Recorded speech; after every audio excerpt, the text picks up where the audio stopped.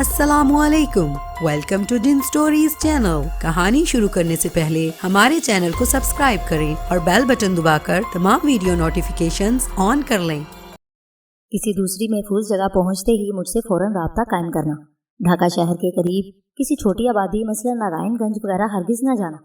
Over and all Vinod جی نے دوسری مرتبہ ایک ہی جگہ کا نام لیا تو میں سمجھ گیا کہ وہ کہاں چھپا ہوا ہے۔ ڈھاکہ شہر سے صرف 14 میل کے فاصلے پر نارائن گنج چھوٹی سی ایک آبادی تھی۔ وہاں اس بوڑھے گیت کو تلاش کر کے گھیر لینا میرے اور سومی کے لیے مشکل نہ ہوتا۔ ہم دونوں ہی کو اس بیل نے ایسے عمل تعلیم کیے تھے کہ اس آدم ذات کی پوری اسرار شیطانی قوتیں ہمارا کچھ نہ بگاڑ پاتی۔ جب ہم مصر جیسے کبھی جن ذات کو گھیر کر مار سکتے تھے تو وہ آدم ذات ونود جی کس طرح مرنے سے بچنے میں کامیاب ہو جاتا۔ شیطانوں کے شیطان ونود جی کی متوقع موت کے تصور ہی سے میرا وجود جوش اور ولولے سے بھر گیا۔ اس بڑے شیطان ونود جی کے الفاظ مجھے یاد آئے۔ اپنے تمام آدمیوں کو وہ ڈھاکہ سے نکل جانے کا حکم دے چکا تھا۔ خود اس نے پہلے ہی راہ فرار اختیار کر لی تھی، لیکن ابھی مشرقی پاکستان سے نکلنے کا ارادہ نہیں تھا۔ ونود جی نے کہا تھا کہ ہم اس طرح یہاں سے نہیں جائیں گے، کوئی ہمیں نکال بھی نہیں سکتا۔ اپنے ایک آدمی کی جگہ ہم 100 آدمی گرائیں گے۔ اس کے اسی عزم کو میں نے اپنی کامیابی کی دلیل سمجھا۔ ان غیر ملکی تخریب کاروں کے 2 مخصوص ٹھکانے میرے علم میں تھے۔ میرے اندازے کے مطابق ڈھاکہ شہر سے نکل کر وہ انہی ٹھکانوں کا رخ کرتے۔ میری معلومات کا ذریعہ ونود جی کے وہی آدمی تھے جنہیں میں ٹھکانے لگا چکا تھا۔ انہی کے ذہن پڑھ کر مجھے دشمنوں کے آئندہ ارادوں کا پتہ چلا تھا جو انتہائی خطرناک تھے۔ کمال سے مجھے اس کے جن ساتھیوں کا سراغ ملا ان میں سے صرف ایک کا قیام ڈھاکہ میں تھا۔ مجھے یقین تھا کہ اپنے سرغنہ کے حکم پر وہ بھی اس شہر سے نکل چکا ہوگا۔ اب صرف کمال رہ گیا تھا جو ابھی تک میرے اثر میں تھا۔ میں نے اسی کمرے میں موجود ایک میز کی دراز سے ریوالور نکال کر لوڈ کیا اور اسے کمال کے ہاتھ میں تھما دیا۔ اس بدکار آدم ذات کی فرد جرم اسے میں نے سنا دی۔ تمہاری زندگی کے آخری لمحات قریب ہیں کمال، میں نے اسے مخاطب کیا۔ ہر مسلمان کی آرزو یہی ہوتی ہے کہ اس کا خاتمہ ایمان پر ہو۔ تم نے یقیناً یہ آرزو نہیں کی ہوگی، لیکن ممکن ہے تمہارے والدین کی یہی تمنا رہی ہو۔ خواہ تم نام کے مسلمان سے ہی، مگر تمہیں کلمہ پڑھنے کی مہلت میں ضرور دوں گا۔ میرے ایما پر اس نے کلمہ پڑھا اور پھر ریوالور کی نال اپنی کن پٹی پر رکھ لی۔ دوسرے ہی لمحے اس نے ٹریگر دبا دیا۔ دھماکہ ہوتے ہی اس کا جسم فرش پر گرا۔ کھیل ختم ہو گیا اور اس کوٹھی سے میں نکل گیا۔ وہاں میری موجودگی لا حاصل ہوتی۔ میں فضا میں پرواز کرتا ہوا چوک بازار میں ایسی جگہ اترا جہاں کبھی آدم ذات کی غلطی سے بھی کسی پر مجھ پر نظر نہ پڑتی۔ انسانی قالب چھوڑ کر میں اپنے گھر کی طرف بڑھا تو شام ہو رہی تھی۔ مجھے اس وقت گمان بھی نہ تھا کہ اپنے گھر میں قدم رکھتے ہی مجھ پر کیا گزرے گی۔ توقع کے مطابق دروازہ ذیشان حیدر کے باپ ہی نے کھولا۔ میں جیسے ہی اندر داخل ہوا میرے منہ سے چینخ نکلتے نکلتے رہ گئی۔ مجھے ایسا محسوس ہوا کہ میرے وجود میں باریک باریک سوئیاں پیوست ہو گئی ہیں۔ میری حالت غیر ہونے لگی۔ میں لڑکھڑایا تو کشان حیدر نے لپک کر مجھے سنبھال لیا۔ کیا ہوا صاحب؟ ابھی تو آپ ٹھیک تھے، کشان حیدر نے گھبرا کر پوچھا۔ ادھر آپ کی بیگم صاحبہ کی بھی حالت خراب ہے۔ میں نے ایک اور بری خبر سنی۔ ممکن ہے کہ میں وحشت زدہ ہو کر اس گھر سے بھاگ جاتا، مگر سومی کے خیال نے میرے پیروں میں زنجیر ڈال دی۔ مجھے اندر لے چلو۔ میں نے شدید تکلیف اور اذیت کے باوجود وہ مشکل کشان حیدر سے کہا۔ ٹھہریے، پہلے میں گھر کا دروازہ بند کر دوں۔ کشان حیدر بولا اور مڑ گیا۔ میں دیوار کا سہارا لے کر وہیں رکا رہا۔ فوری طور پر میری سمجھ میں نہیں آ سکا کہ ہوا کیا ہے۔ اس کی بڑی وجہ وہ اذیت تھی جو میرے حواس گم کیے دے رہی تھی۔ کشان حیدر نے دروازہ بند کیا اور پلٹ کر دوبارہ میرے پاس آ کے بولا، ہمت کریں صاحب، اللہ بہتر کرے گا۔ پھر وہ مجھے سنبھالے ہوئے اندر لے آیا۔ میں نے ذیشان حیدر اور اس کی بہن کو دیکھا۔ وہ دونوں میری خوابگاہ کی طرف سے آ رہے تھے۔ کچھ پوچھے بغیر ہی ذیشان حیدر نے اپنے باپ کو بتایا۔ انہوں نے ہم دونوں کو کمرے سے نکال کر دروازہ اندر سے بند کر لیا ہے۔ پھر اس نے میری حالت خراب دیکھی تو معلوم کیا۔ ان کو کیا ہوا ابا جی؟ ان کا چہرہ بھی باجی کی طرح سرخ ہو رہا ہے۔ ذیشان حیدر کا اشارہ یقیناً سومی کی طرف تھا۔ میں سمجھ گیا کہ سومی بھی اسی اذیت کا شکار ہے جس سے مجھے گزرنا پڑ رہا ہے۔ آگ کی وہ نادیدہ سوئیاں میرے وجود کو چھیدے ڈال رہی ہیں۔ صاحب، آپ مجھے کسی ڈاکٹر یا حکیم کا پتہ بتا دیں۔ یہ محلہ میرے لیے بالکل نیا ہے، اس لیے کسی حکیم یا ڈاکٹر کو نہیں جانتا۔ میں بھی کسی کو بلا کر لاتا ہوں، کشان حیدر مجھ سے بولا۔ پھر اس نے اپنے بیٹے سے کہا، اپنی باجی کو بتا دو تم کہ خورشید احمد صاحب آ گئے ہیں۔ آپ مجھے نشست گاہ میں لے چلیں اور کسی حکیم ڈاکٹر کو بلانے کی ضرورت نہیں۔ میں نے اذیت پر قابو پاتے ہوئے کہا۔ اتنا اندازہ تو مجھے ہو گیا تھا کہ یہ معاملہ کسی ڈاکٹر یا حکیم کی سمجھ میں آنے والا نہیں ہے۔ اسی کے ساتھ میں نے ذیشان حیدر کو بھی خوابگاہ کے دروازے پر دستک دینے سے منع کر دیا۔ صاحب، حالت تو آپ کی ایسی ہے کہ کسی طبیب کو دکھانا چاہیے، مگر کشان حیدر نے اپنا جملہ ادھورا چھوڑ دیا اور پھر مجھے سہارا دے کر نشست گاہ میں داخل ہوا۔ اب آپ جائیے۔ میں دروازے کے پاس ٹھہر گیا۔ جی؟ کشان حیدر حیرت سے بولا، آپ کو اس حالت میں چھوڑ کر میں کیسے چلا جاؤں؟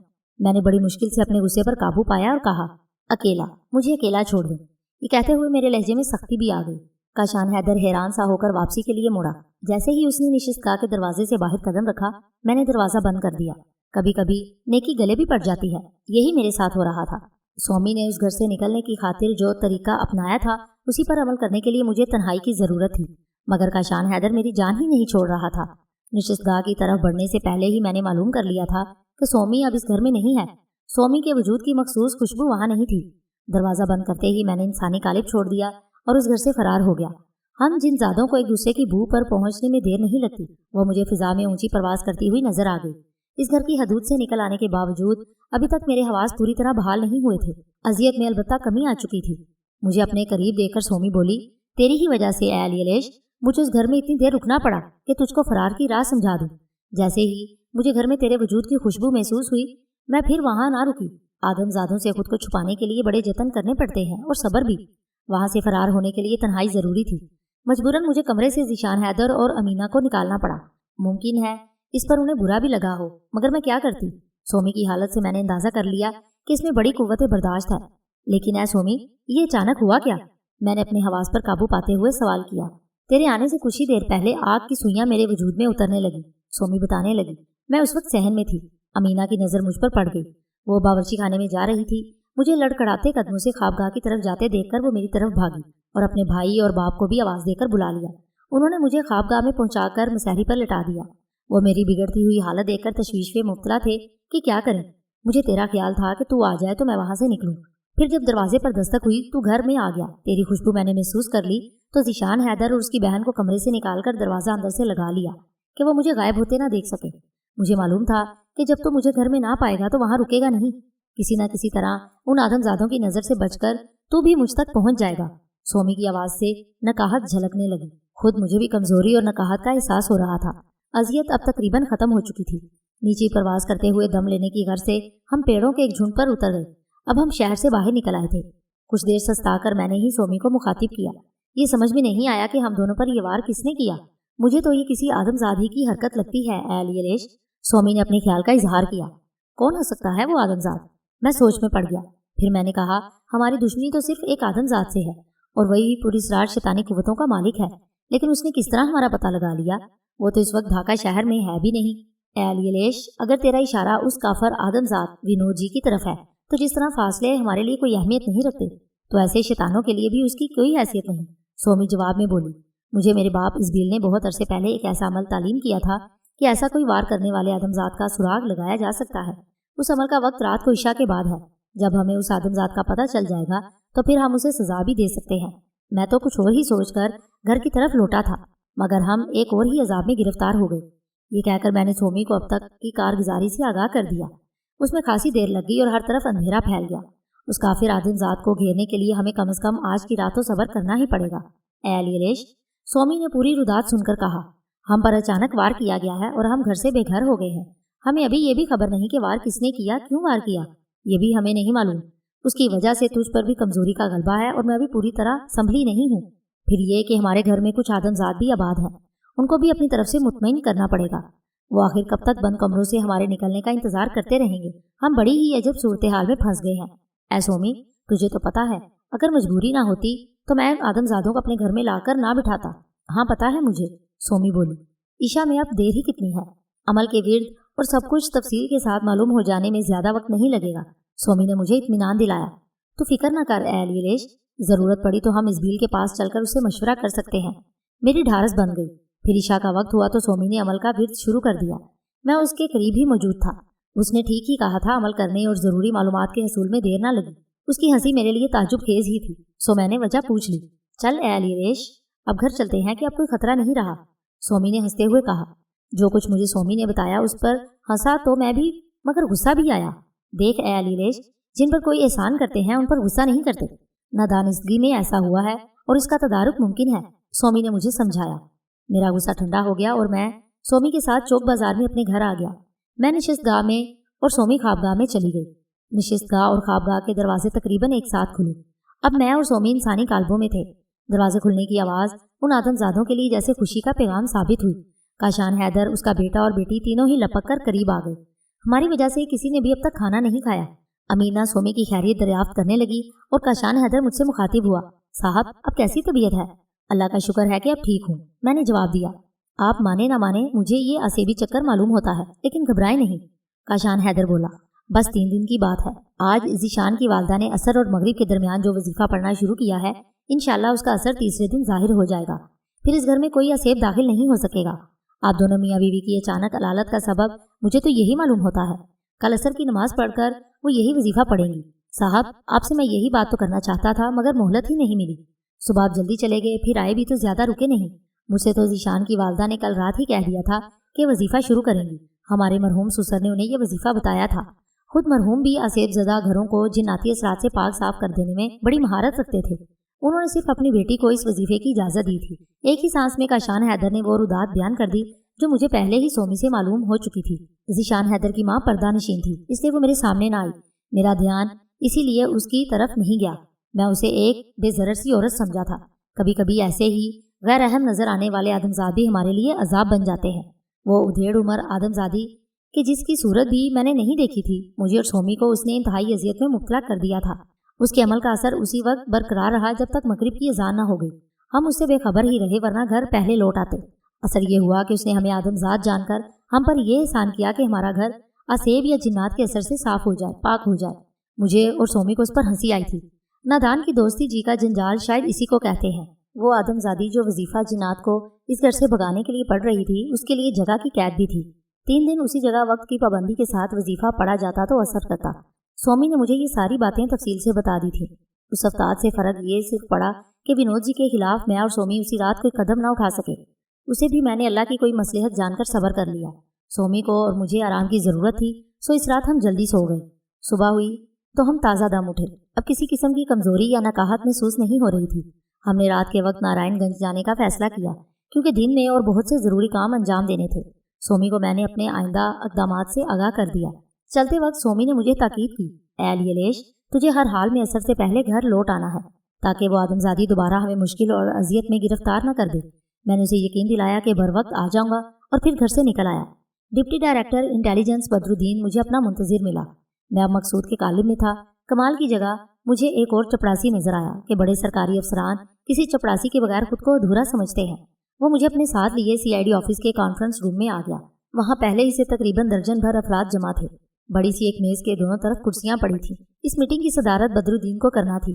उसकी कुर्सी के साथ ही मेरे लिए एक कुर्सी रखी गई थी। अपने महकमे के सरबराह को आते देखकर सभी कुर्सियाँ छोड़कर उठ खड़े हुए। आइए मकसूद मियाँ, आप मेरे साथ यहाँ बैठिए। बदरुद्दीन ने अपनी कुर्सी पर बैठने से पहले मुझे मुखातिब किया। शुक्रिया अदा करके मैं बराबर वाली कुर्सी पर बैठ गया और वहाँ जिस घर से आया था उसका आगाज़ कर दिया। सबसे पहले मुझे ये मालूम करना था कि कानून नाफज करने वाले इस इदारे में कोई काली भेड़ तो मौजूद नहीं। उसके बाद मैं दीगर मालूमात हासिल करता। बदरुद्दीन अपने महकमे के अफसरान से मेरा ताल्लुक़ करवाने लगा। मेरी तवज्जो उसके जहनों पर थी। ये मकसूद मियाँ है, बदरुद्दीन ने कहा। उन्हें दारुल हुकूमत से खास तौर पर यहाँ भेजा गया है ताकि ये हमारी रहनुमाई कर सकें। किस सिलसिले में सर? एक अफसर ने सवाल किया। गैर मुल्की तखरीबकारों की गिरफ्तारी के लिए, बदरुद्दीन ने जवाब दिया। इस ज़मन में मकसूद मियाँ खुद ही आप लोगों को ब्रीफ करेंगे। मेरी बिज़ाहर उम्र के पेश नज़र एक अफसर के जहन में ख्याल आया, ये तो अभी खुद ना तजर्बेकार लगता है, हमारी क्या रहनुमाई करेगा? इस अफसर की उम्र 50 के करीब होगी। वो मुझे किस कदर मोतसब और तंग नज़र भी मालूम हुआ। पहले मैंने इसी को मुखातिब किया, अब्दुल मजीद साहब। मैंने उसका नाम लिया तो वो चौंक उठा और घबरा कर बोला, जी सर। आपको शायद ये मालूम नहीं कि उम्र का ताल्लुक जहन से होता है। मेरी आवाज़ में चुभन थी। मुझे अफसोस है कि अब तक आपकी कारकर्दगी इंतहाई नाकिस रही है। मैंने बदरुद्दीन साहब से दरख्वास्त की थी कि वो मुझे अपने महकमे के ज़हीन और बासलाहियत अफसरान से मिलवाएं।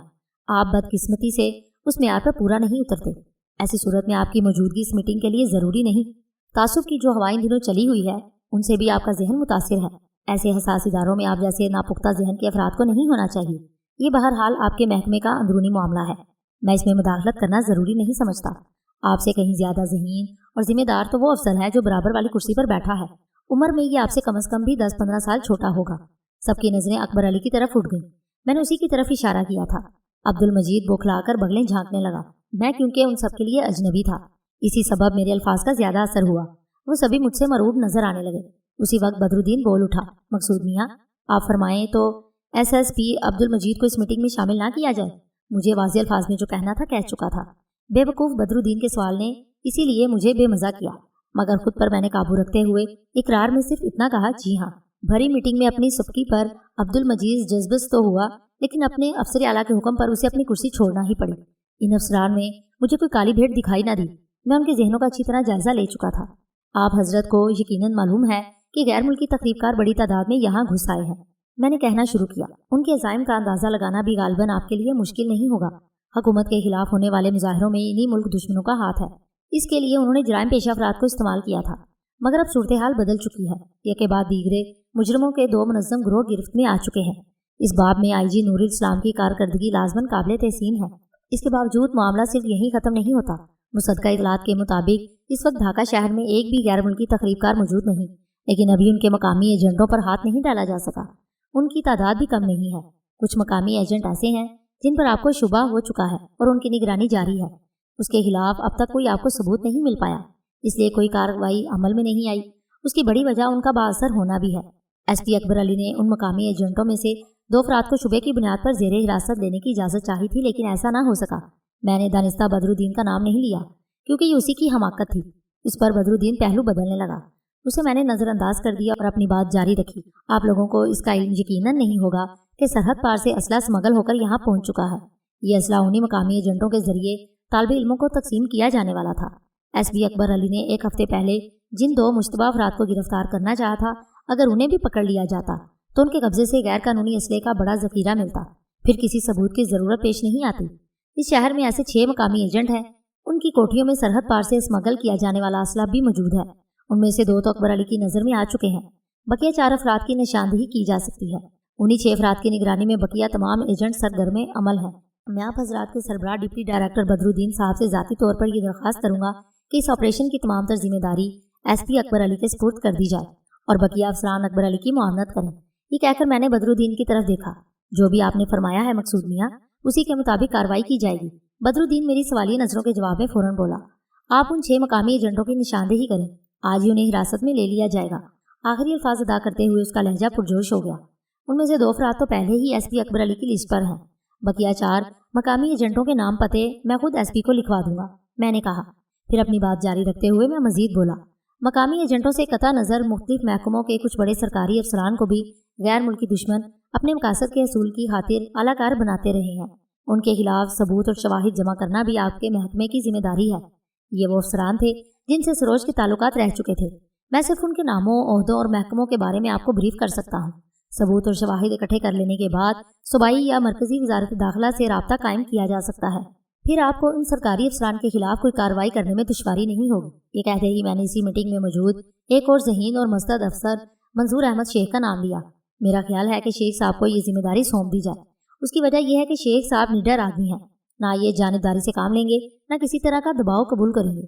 इस पर बदरुद्दीन ने कह ही दिया, मकसूद मियाँ, ऐसा लगता है कि आपके पास पहले ही से मेरे अफसरान के बारे में मुकम्मल कवायद मौजूद हैं।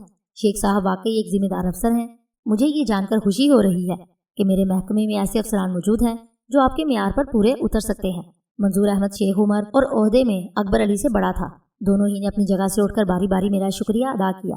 उसके बाद SP अकबर अली ने मुझसे कहा, सर, इस शहर में ये असला कहाँ से आया?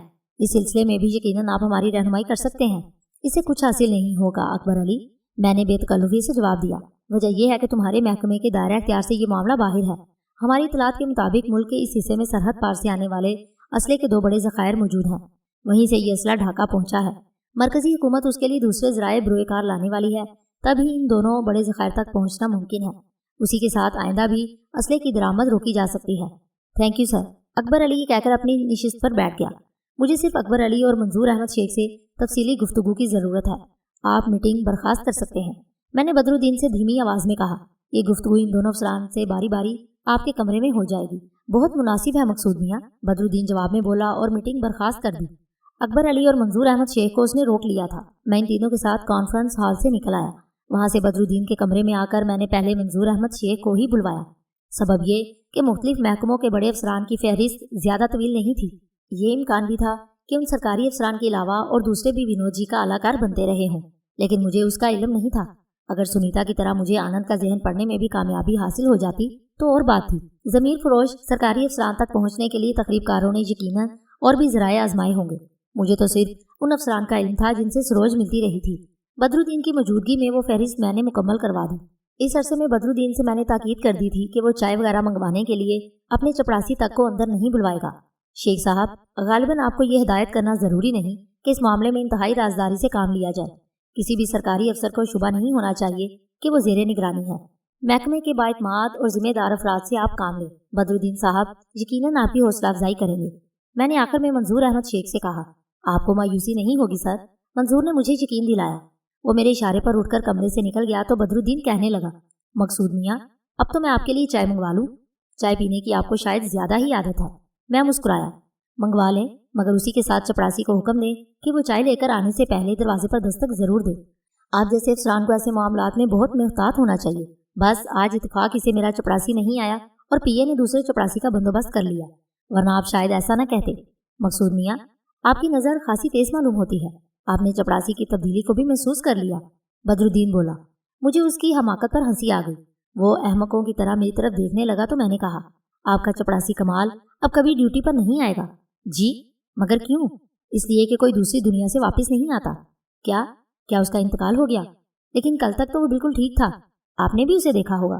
جی ہاں دیکھا تھا، اس نے کل خودکشی کر لی۔ غیر ملکی ایجنٹوں کے پاس جب فرار کا کوئی راستہ نہیں ہوتا تو وہ ایسا ہی کرنے پر مجبور ہو جاتے ہیں۔ میں نے بتا دیا۔ وہ کمال غیر ملکی ایجنٹ تھا؟ بدرالدین یہ کہتے ہوئے مزید ہونک دکھائی دینے لگا۔ اس کی لاش موتی جھیل کی ایک کوٹھی میں اب تک پڑی سڑ رہی ہوگی۔ اپنے کسی انسپیکٹر کو بھیج دیں وہاں۔ اس ملک کے علاوہ غیر ملکی کرنسی، 2 ریوالور، 1 رائفل، گولیاں، کارتوس اور 1 عدد ٹرانسمیٹر وہاں مل جائے گا۔ میرے خیال میں اتنے ثبوت کافی ہیں۔ میں نے موتی جھیل کی اس کوٹھی کا پتہ بھی بدرالدین کو لکھوا دیا۔ بدرالدین نے پتہ لکھ کر کہا، مگر شاید دفتری کاغذات میں تو اس کا پتہ کچھ اور لکھا ہے۔ آپ نے تو یہ خبر سنا کر مجھے حیرت زدہ کر دیا مقصود میاں۔ اسے تو ملازمت کرتے ہوئے کافی عرصہ ہو گیا تھا، آپ غالباً یہی کہنا چاہتے ہوں گے۔ میں بول اٹھا، کم یا زیادہ عرصہ ملازمت کرنے سے کوئی فرق نہیں پڑتا۔ معاف کیجیے گا، میرے پاس زیادہ وقت نہیں ہے اور اس سے اہم معاملات ابھی درپیش ہیں۔ آپ چائے وغیرہ کا تکلف چھوڑ دیں اور ایس پی اکبر علی کو بلوا لیں تو بہتر ہے۔ بدرالدین شرمندہ سا نظر آیا اور پھر اسے چائے کی طلب کو خیر بات کہنا ہی پڑا۔ اس نے ایس پی اکبر علی کو اپنے کمرے میں بلوا لیا۔ پھر میں نے جن 6 افراد کے نام پتے لکھوائے ان میں سے ایک نام ایسا تھا کہ اکبر علی بھی چونک اٹھا۔ میری توجہ اس کے ذہن پر ہی تھی۔ تمہیں اس لیے حیرت ہو رہی ہے اکبر علی کہ یہاں کے سیاسی حلقوں پر اس شخص زمان کا خاصا اثر ہے؟ اس کے علاوہ یہ بڑا سماجی کارکن بھی مشہور ہے۔ میں بولا، جی ہاں سر، یہی بات ہے۔ اکبر علی نے تصدیق کر دی۔ ایسے ہی بات سر افراد کو غیر ملکی دشمن اپنا اعلی کار بناتے ہیں۔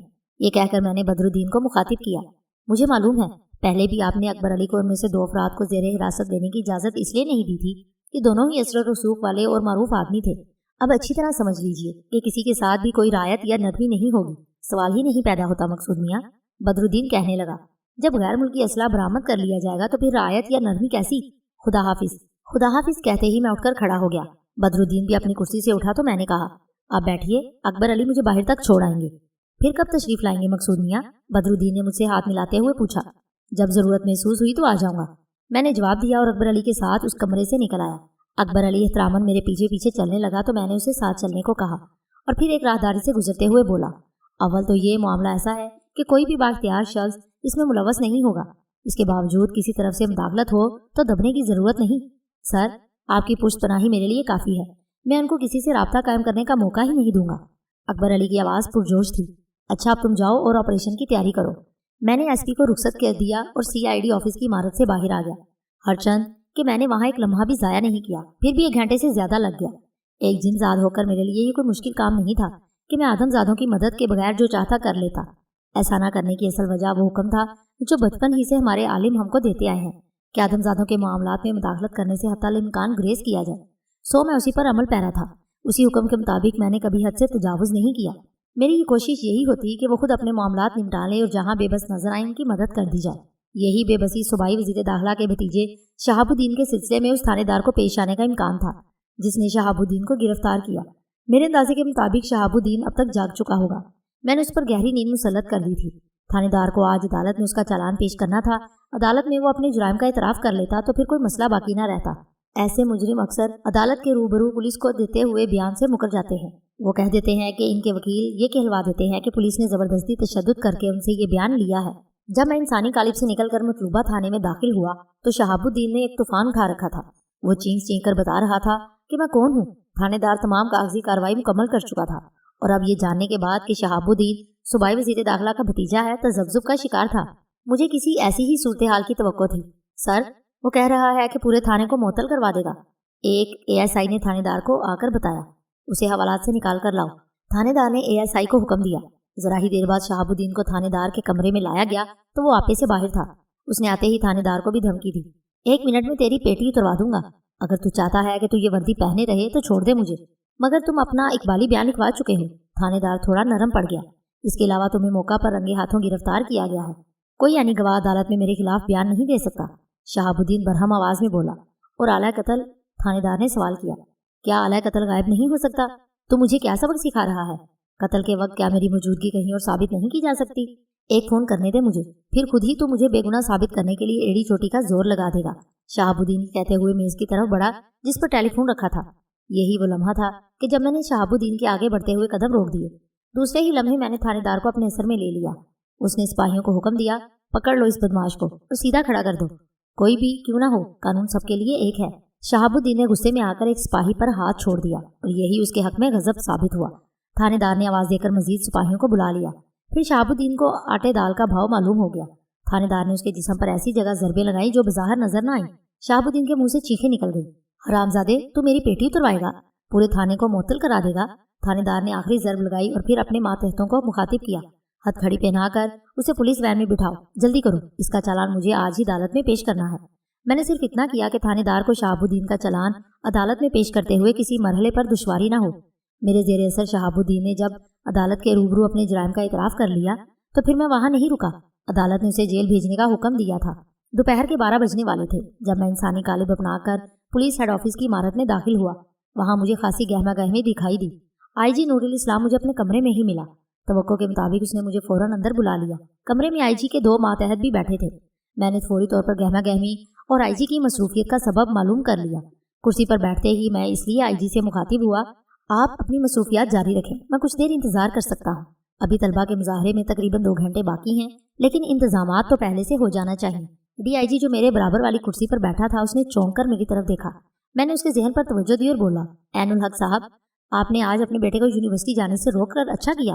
आप मुझे जानते हैं? DIG के चेहरे पर शदीद हैरत नजर आई। जी हाँ, मैंने मुस्कुराकर जवाब दिया। अगर ना जानता तो आपका नाम कैसे लेता? मगर मेरे बेटे के बारे में। DIG हकलाकर रह गया। कोई तशवीश की जरूरत नहीं, नौजवानों का खून गर्म होता है। इस शहर की फिजा में जो जहर फैला हुआ है उससे बचना मुश्किल है। अब अपने दफ्तरी फराइज अंजाम दें और इस जाती मसले को भूल जाएं। मैं तो आपकी दूरअंदेशी की तारीफ कर रहा था। ये कहकर मैंने खामोशी इख्तियार कर ली। IG नूरुल इस्लाम मेरी खामोशी का मतलब समझ गया और ऐनुल हक को मुखातिब किया। जी, आप क्या कह रहे थे? सर, मैं ये अर्ज कर रहा था कि तलबा की बहुत बड़ी तादाद रिपोर्ट्स के मुताबिक आज सुबह ही से यूनिवर्सिटी के अहाते में मौजूद है। उस तादाद में इजाफा होता जा रहा है। एक अंदेशा ये भी है कि तालिब इल्मों के पास असला ना हो। ऐसी सूरत में मुसल्लह तसादुम भी हो सकता है। DIG ने जवाब दिया।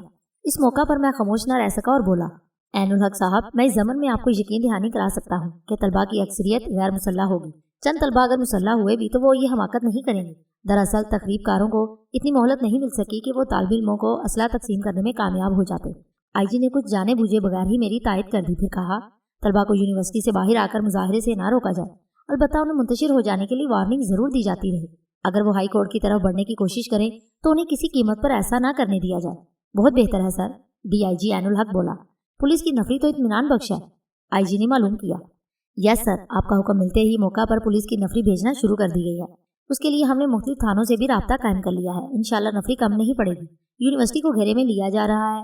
हाई कोर्ट की तरफ जाने वाले रास्ते पर रुकावटें भी खड़ी कर दी गई हैं, ऐनुल हक ने बताया। दैट्स ऑल, आपको खुद मौका पर मौजूद रहना चाहिए। IG ने आखिरी हुक्म देकर अपने दोनों मातहतों को रुखसत कर दिया। उन दोनों के जाते ही मैं बोल उठा, अब तो आप मुतमईन हैं IG साहब? आपने कल जो कहा था सर, वो लफ्ज़ ब लफ्ज़ दुरुस्त साबित हुआ। IG नूरुल इस्लाम ने कहा। अब से 1 घंटे पहले सूबाई वज़ारत दाखिला की तरफ से तहरीरी हुक्म मुझे मिल गया। उसी के बाद खुद मोहतरम वज़ीर दाखिला ने भी फ़ोन पर मुझसे हुक्म मिलने की तस्दीक कर ली। ज़ुबानी तौर पर भी उन्होंने मुजाहिरीन को सख्ती से कुचल देने का हुक्म सादिर किया है, खा उसके लिए पुलिस को गोली ही क्यों ना चलानी पड़े, लेकिन मुजाहिरीन को हाई कोर्ट तक नहीं पहुंचने दिया जाए। उसके बावजूद मैंने स्टेप बाय स्टेप सख्ती के अहकाम दिए हैं। मैंने इस पर इत्मीनान का इजहार करते हुए IG से पूछा, सूबाई वज़ीर दाखिला ने आज अपने भतीजे के बारे में तो आपसे कुछ नहीं कहा? इसकी नौबत ही नहीं आई सर। उन्होंने ज़रूरी गुफ्तगू के बाद फ़ौरन सिलसिला मुनक़ता कर दिया। अब यह नौबत आएगी भी नहीं IG साहब। उन मौसूफ के भतीजे शहाबुद्दीन को गिरफ्तार किया जा चुका है, लेकिन सर मेरे इल्म में तो ये बात नहीं आई। क्या इंटेलिजेंस वालों ने उसे हिरासत में लिया है? नहीं, पुलिस ही ने कत्ल के जुर्म में उसे गिरफ्तार किया है। ये अलग बात है कि आपके सूबाई वज़ीर दाखिला को अब तक इसका इल्म ना हो। आप तो अदालत में उसका चालान भी पेश किया जा चुका है। क्योंकि कत्ल ढाका क्लब में गुज़श्ता रोज़ हुआ। शहाबुद्दीन ने अदालत के सामने अपने दीगर जुराइम का भी इतराफ़ कर लिया है। इतनी जल्दी अदालत में उसका चालान भी पेश कर दिया गया। आईजी ने हैरत का इजहार किया और उसे जेल भी भेज दिया गया अदालत के हुक्म पर, मैंने कहा, और फिर मुख्तसरन आईजी को शहाबुद्दीन के बारे में आगाह कर दिया। कुदरत की लाठी बेआवाज़ होती है सर, आईजी बोला, और उसी लम्हे फ़ोन की घंटी बजने लगी। मैंने गनीमत जाना और आईजी से बशर्त फुर्सत फिर कभी मिलने के लिए कहकर चल दिया। अभी मेरे पास वक्त था और मुझे सुनीता की खैर खबर भी लेना थी। मालूम नहीं क्यों उस औरत के लिए मेरे दिल में एक नरम गोशा मौजूद था। पहले सुनीता के बारे में मैंने ये सोचा था कि आनंद उसके हाथों मारा गया तो खुद उसे खत्म कर दूंगा। ये भी मुमकिन था कि ऐसे हालात पैदा हो जाते हैं कि सुनीता आनंद को कत्ल करके फरार ना हो पाती या फिर आनंद के आदमी उसे मार देते। अब ना आनंद जिंदा बचा था, ना कोई गैर मुल्की तकरीबकार इस शहर में था। पुलिस हेड ऑफिस की इमारत से निकलते हुए खुद मैंने अपना तज्जिया किया। मैं इस नतीजे पर पहुंचा कि सुनीता बहरहाल एक दुखी आदमजादी थी। मैंने अपना मतलब निकालने के लिए उसे मोहब्बत का फरेब दिया और वो फरेब खा गई। उसका सबब कुछ भी हो, लेकिन वो अपने जज्बों और उनके इजहार में सच्ची थी।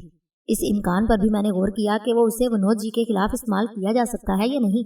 गालबन उसकी वजह ये हो कि सुनीता को खुद अपने हाथों हलाक करते हुए मुझे शर्मिंदगी सी महसूस हो रही थी।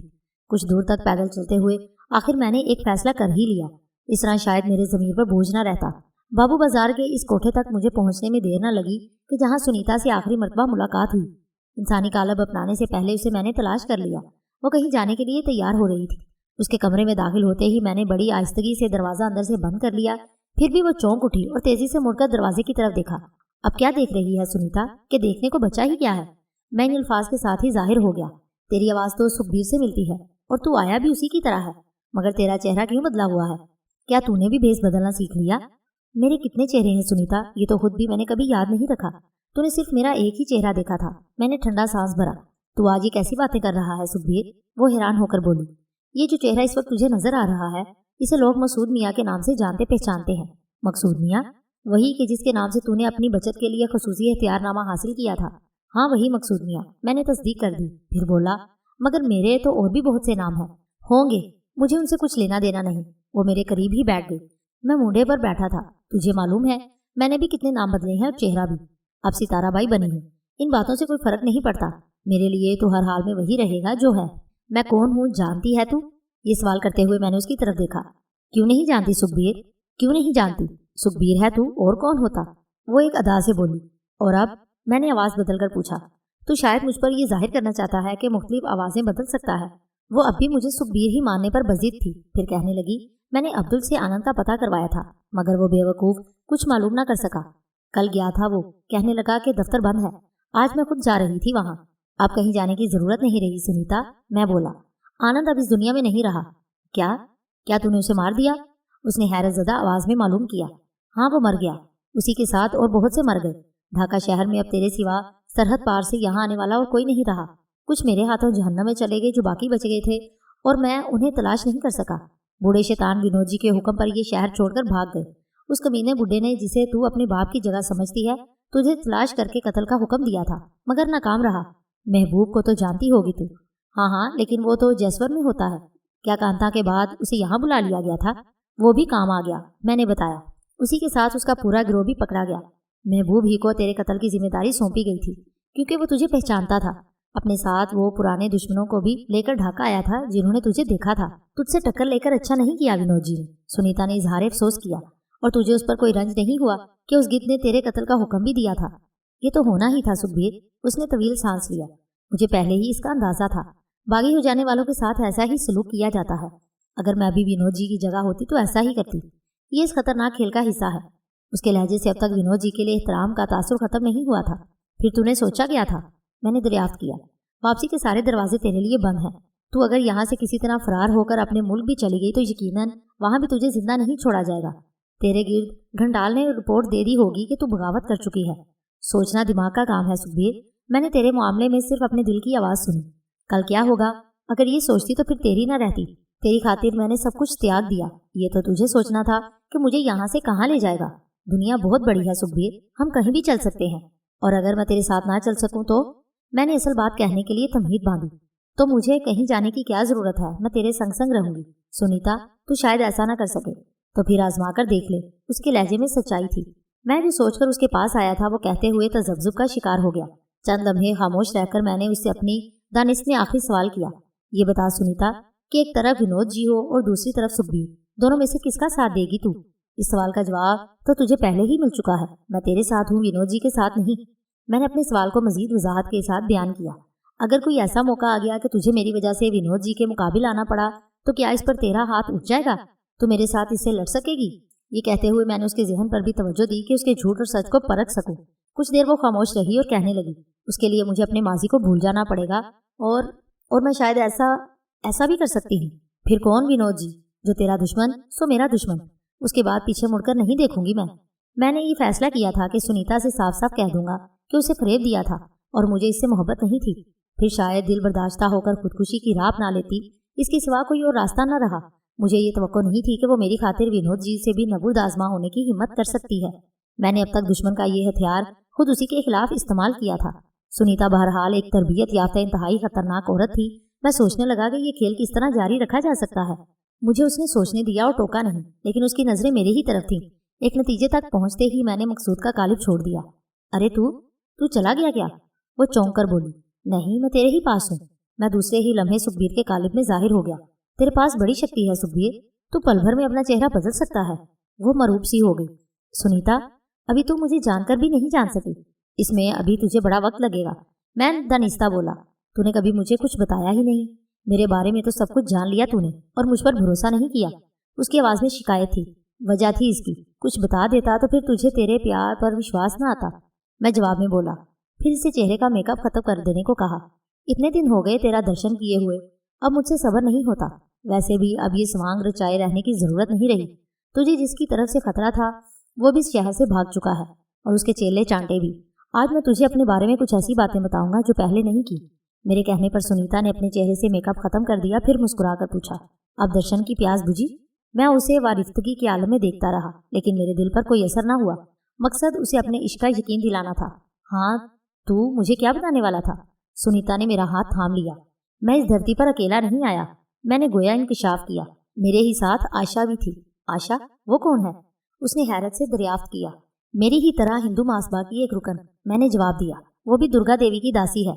उसकी शक्ति किसी तरह मुझसे कम नहीं। तुझसे आशा का जिक्र मैंने इसलिए नहीं किया कि तू मेरी तरफ से किसी बदगुमानी का शिकार ना हो जाए। हम दोनों ने मिलकर इस मुल्क को इतना नुकसान पहुंचाया है कि विनोद जी भी सोच नहीं सकता।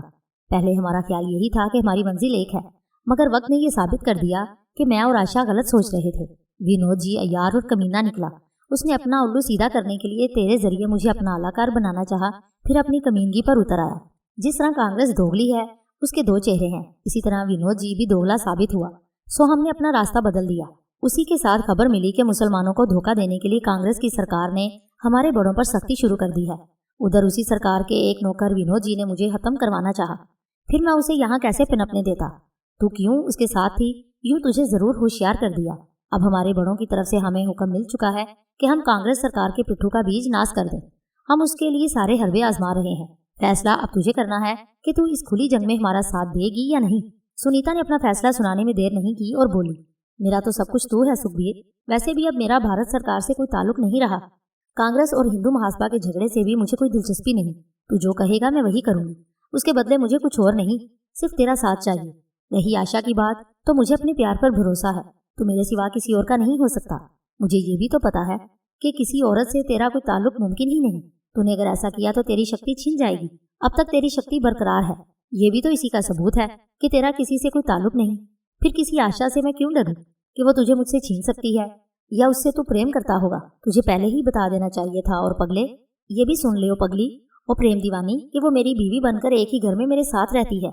हम एक ही कमरे में सोते हैं। उसका नाम सनोबर और मेरा नाम खुर्शीद अहमद है। हम दोनों ही अपने चेहरे और आवाजें बदल लेते हैं। मैंने उसे ये भी बता दिया। क्या चेहरे और आवाजें बदलने से आत्मा भी बदल जाती है? वो हंस दी। नहीं सुनीता, आत्मा नहीं बदलती।